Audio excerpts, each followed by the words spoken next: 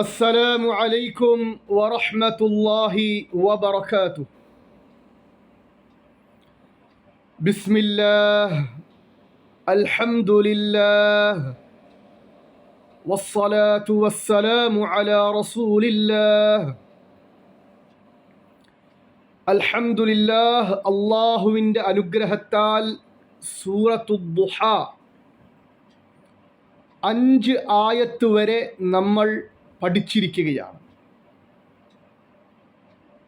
എല്ലാവരും നല്ല രീതിയിൽ പഠിച്ചിട്ടുണ്ട് എന്ന് വിശ്വസിക്കുന്നു. അല്ലാഹു സുബ്ഹാനഹു വ തആല നമ്മുടെ പഠനത്തെ അല്ലാഹു ഖബൂൽ ചെയ്യുമാറാകട്ടെ. ഇനി ഇൻഷാ അല്ലാഹ് ബാക്കി ആയത്തുകൾ നമുക്ക് പഠിക്കാവുന്നതാണ്. ആ പാഠം ശ്രദ്ധിക്കുക.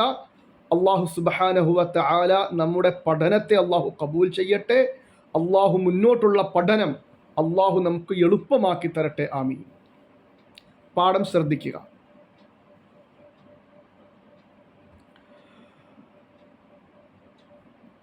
أعوذ بالله من الشيطان الرجيم. بسم الله الرحمن الرحيم.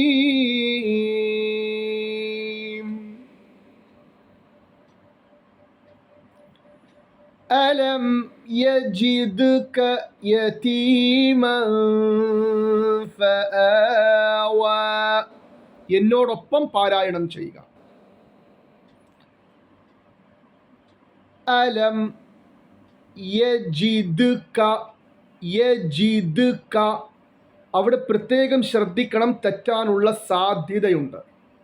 കാരണം ഇവിടെ ജീം എന്ന അക്ഷരത്തിന് കസറാണ്, ദാൽ എന്ന അക്ഷരത്തിന് സുക്കൂൻ ആണ്. എങ്ങനെയാണ് തെറ്റുക? ദാലിന് സുക്കൂൻ ഉള്ളത് കൊണ്ട് ജീമും സുക്കൂനായി ഉച്ചരിക്കപ്പെടാനുള്ള സാധ്യതയേറെയാണ്. അലം ശ്രദ്ധിച്ചില്ല എങ്കിൽ അലം യജ്ദ്ക. യജ്ദ്ക യജ്ദ്ക എന്ന് ജീമും ദാലും സുക്കൂനായിട്ട് ഉച്ചരിക്കപ്പെടും.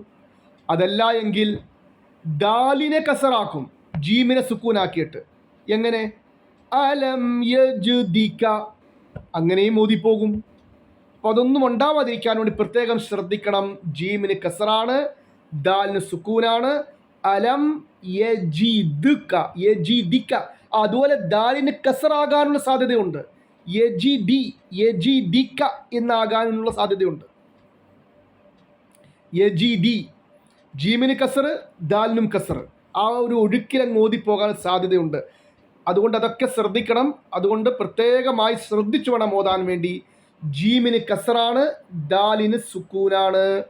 അലം യജിദ്ക യതീമൻ ഫആവാ. യതീമൻ ഫആവാ. യതീമൻ ഫആവാ. യതീമൻ ഫആവ. യതീമൻ ഈ കാണുന്ന ഇരട്ട ഫത്ഹ്, അതായത് തൻവീൻ മൂക്കിൽ മറച്ചു മണിക്കണം, വെളിവാക്കരുത്. യതീമൻ എന്ന് വെളിവാക്കാൻ പാടില്ല. അവിടെ ഇഖ്ഫ എന്ന നിയമമാണ് അവിടെ ഉള്ളത്. യതീമൻ ഫആവ. അലം യജിദ്ക യതീമൻ ഫആവ. അതുപോലെ യജിദ്ക എന്നിടത്ത് ദാല് ഖൽഖല ആണ്. ഖൽഖല. യജിദ് എന്നൊരു ഉച്ചാരണം, ഒരു ശബ്ദം അവിടെ വരണം. അലം യജിദ്ക യതീമൻ ഫആവ. ووجدك. ووجدك ضالا فهدى. ووجدك അവിടെ മുഴുവനും ഫത്ഹാണ്. വാവ് ഫത്ഹ്, ശേഷമുള്ള ആദ്യത്തെ വാവ് ഫത്ഹ്, ജീം ഫത്ഹ്, ദാൽ ഫത്ഹ്, കാഫ് ഫത്ഹ്. ഇത്രയും അക്ഷരങ്ങൾ, 5 അക്ഷരങ്ങളുണ്ട്. ഈ 5 അക്ഷരങ്ങളും അവിടെ ഫത്ഹാണ്. വവജദക, വവജദക, വവജദക.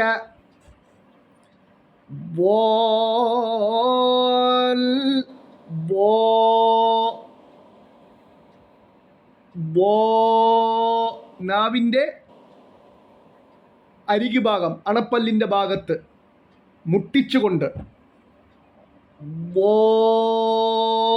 6 അലിഫ് അവിടെ നീട്ടണം. 6 അലിഫ് മദ് ലാസിം എന്നാണ് പറയുക. മദ് ലാസിം അവിടെ 6 അലിഫ് നീട്ടിയിരിക്കണം. കാരണം മദ്ദിൻ്റെ അക്ഷരമായ അലിഫിന് ശേഷം, ഈ കാണുന്ന മദ്ദിൻ്റെ അക്ഷരമായ അലിഫിന് ശേഷം ഷദ് വന്നിട്ടുണ്ട്.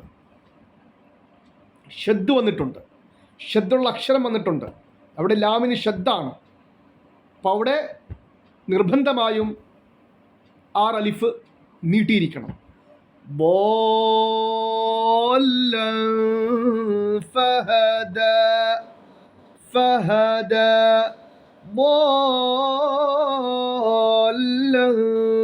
ഫഹദ.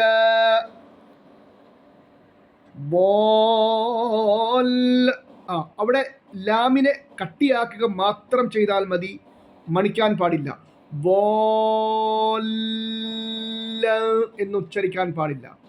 ووجدك ضالا فهدى എന്ന് വേണം ഉച്ചരിക്കാൻ. ووجدك അവിടെ 4 5 അലിഫ് നീട്ടണം. ووجدك عائلا فأغنى, ووجدك عائلا فأغنى. പ്രത്യേകം ശ്രദ്ധിക്കണം. ഫഅഗ് എന്ന് ഖൽഖല ആവാൻ പാടില്ല. ഫഅഗ്നാ, فأغنى. ووجدك عائلا فأغنى, ووجدك عائلا فأغنى. ഇന്ന് 3 ആയത്തുകളും മതി. നല്ല രീതിയിൽ ഈ ആയത്തുകൾ പഠിക്കാൻ വേണ്ടി ശ്രമിക്കുക. തജ്വീദോടുകൂടി മനഃപ്പാഠമാക്കുന്നവരുണ്ടെങ്കിൽ നിരന്തരമായും ഈ ആയത്തുകൾ കേൾക്കുക, കേട്ട് കാണാതെ പഠിക്കുക. ഇതൊക്കെ നമസ്കാരത്തിൽ ഓതാനുള്ള സൂറത്തുകളാണ്. പൊതുവായി നമ്മൾ ഫർളിലാണെങ്കിലും സുന്നത്തിലാണെങ്കിലും ഒക്കെ നമുക്ക് ഓതി നിസ്കരിക്കണമെങ്കിൽ ഒരുപാട് സൂറത്തുകൾ നമ്മുടെ കയ്യിലുണ്ടെങ്കിൽ, പ്രത്യേകിച്ചും ചെറിയ ചെറിയ സൂറത്തുകൾ, അത് വലിയ ഗുണകരമായ കാര്യമാണ്. അപ്പോൾ ഈ സൂറത്തൊക്കെ മനഃപ്പാഠം പഠിക്കാൻ വേണ്ടി ശ്രമിക്കുക നല്ല രീതിയിൽ. ശരി, അപ്പം ഞാനൊരു പ്രാവശ്യം ഓതുകയാണ്, എന്നോടൊപ്പം പാരായണം ചെയ്യുക. أعوذ بالله من الشيطان الرجيم. بسم الله الرحمن الرحيم. ألم يجدك يتيما فآوى, ووجدك ضالا فهدى, ووجدك عائلا فأغنى. അള്ളാഹു നമ്മുടെ ഇന്നത്തെ പഠനം കബൂൽ ചെയ്യുമാറാകട്ടെ. ആമീൻ. അസ്സലാമു അലൈക്കും വറഹ്മത്തുള്ളാഹി വബറകാതുഹു.